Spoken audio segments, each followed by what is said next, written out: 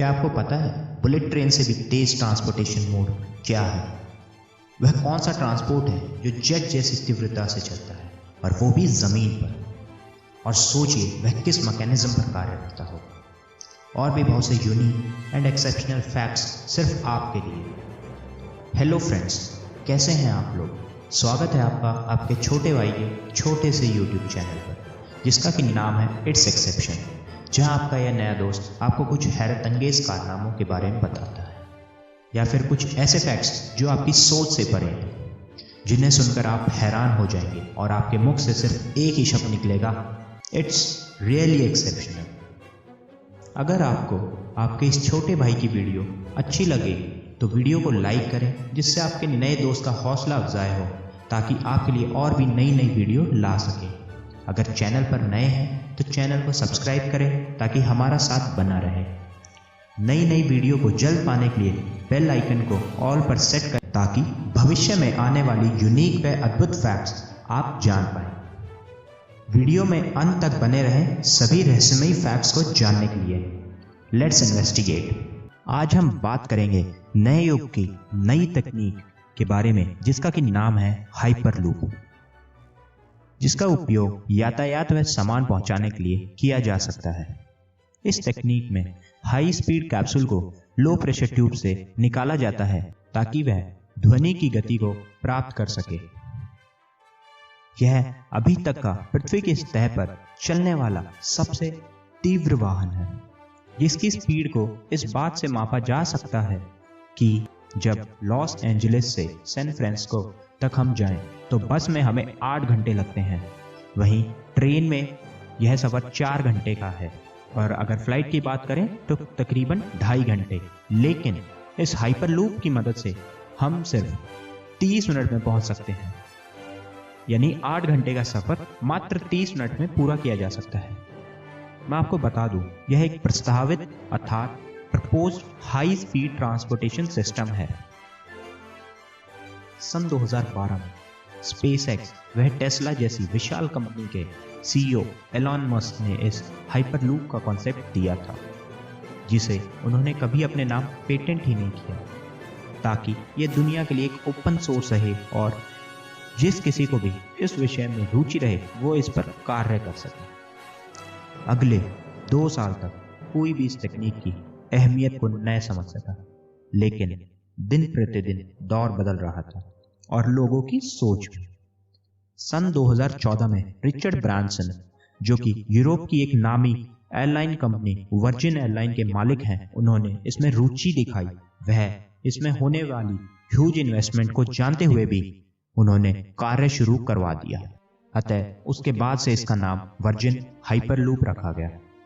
Company ने virgin Hyperloop का पहला track 500 metre long and 3.5 metre diameter का बनाया, जिसका कि नाम डेवलूप टेस्ट ट्रैक रखा गया, जो कि लास वेगस नेवादा के बाहरी मुस्तल पर बनाया गया, जिसका कि कुछ समय पहले ही सफल परीक्षण हुआ है।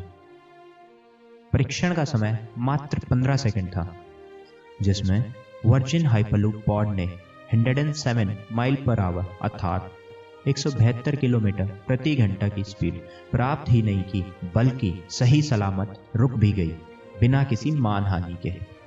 इस हाइपरलूप के सर्वप्रथम यात्री रहे वर्जिन हाइपरलूप के चीफ टेक्नोलॉजी ऑफिसर जोश एंड इसके को फाउंडर सारा, जिन्होंने इस रफ्तार का आनंद लिया।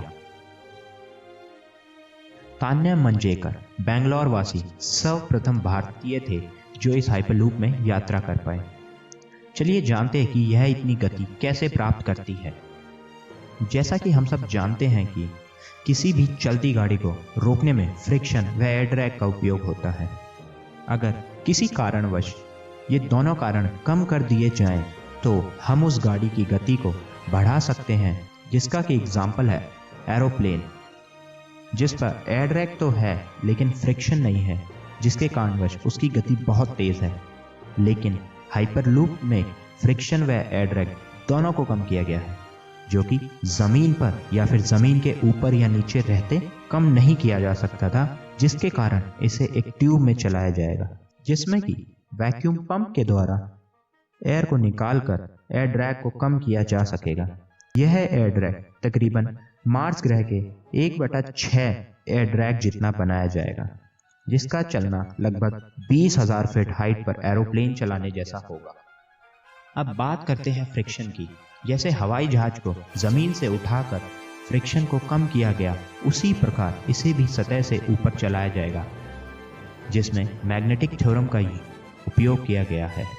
मैग्नेटिक थ्योरम बोलती है कि सेम पोल एक दूसरे को रिपेल करते हैं, वहीं दो अलग अलग मैग्नेटिक पोल एक दूसरे के पास आते हैं। उसी मैग्नेटिक थ्योरम का इस्तेमाल करके इसे चलाया जाएगा। इसमें कैप्सूल की बाहरी परत वह ट्यूब की अंदरी परत को सेम पोल के रखेंगे, जिसके चलते वह जमीन से ऊपर चलेगी। यहाँ नॉर्मल कंडीशन को देखते हुए 1000 गुना कम फ्रिक्शन होगा, जो कि इसकी गति को तेज कर देगा। इतनी तेज चलने पर अब यह सवाल उठता है कि इसे चलाने के लिए किस सोर्स ऑफ एनर्जी का यूज किया जाए। कुछ ऐसा जो इजीली अवेलेबल हो, रिन्यूएबल हो, ताकि हमारा एनवायरनमेंट भी क्लीन रहे। इसलिए सोलर एनर्जी, विंड टर्बाइन जैसी रिन्यूएबल क्लीन फ्यूल का यूज किया जा रहा है।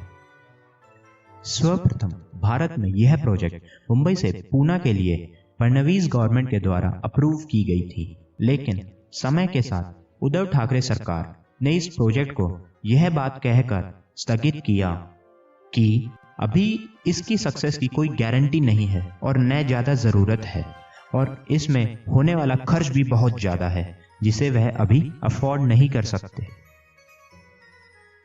अब हम बात करेंगे हाइपरलूप के कुछ एडवांटेज के बारे में।